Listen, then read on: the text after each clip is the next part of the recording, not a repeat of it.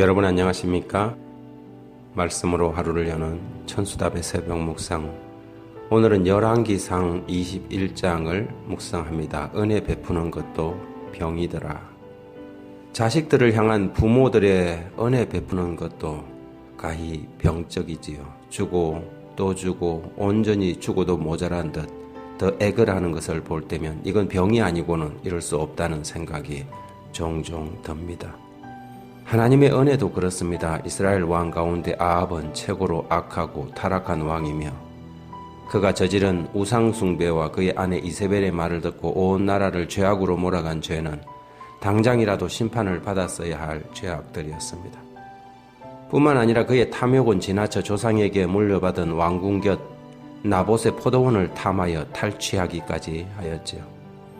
열왕기상 21장 1절, 2절, 3절은 이렇게 기록하고 있습니다.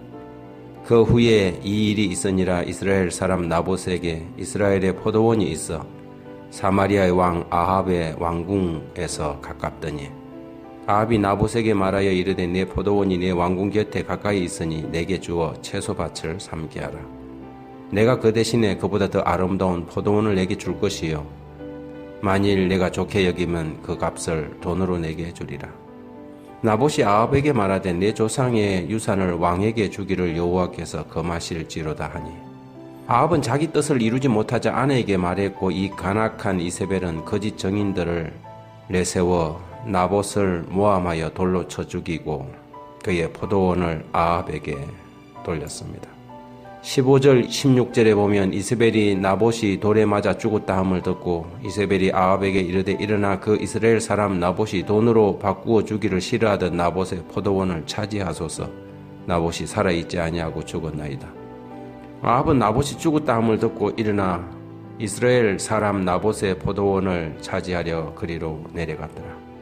아합은 어쩌면 요한의 목을 벤 헤롯처럼 탐욕스럽고 그러면서도 겁 많은 참 못난 왕이었습니다. 스스로 죄악을 저지를 용기도 없으면서 아내 뒤에 숨어 이세벨에게 더러운 일을 시키면서 자신의 욕심을 채워 나갔던 것이지요. 헤롯도 침례 요한을 두려워해서 그를 처단하지도 못했던 것처럼 아합은 하나님의 선지자인 엘리야를 두려워했습니다.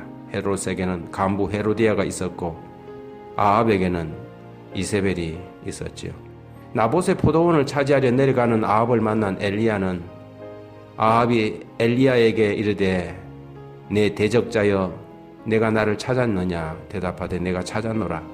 내가 내 자신을 팔아 여호와 보시기에 악을 행하였으므로 여호와의 말씀이 내가 재앙을 내게 내려 너를 썰어버리되 내게 속한 남자는 이스라엘 가운데 매인자나 노인자를 다 멸할 것이라고 선언하였습니다.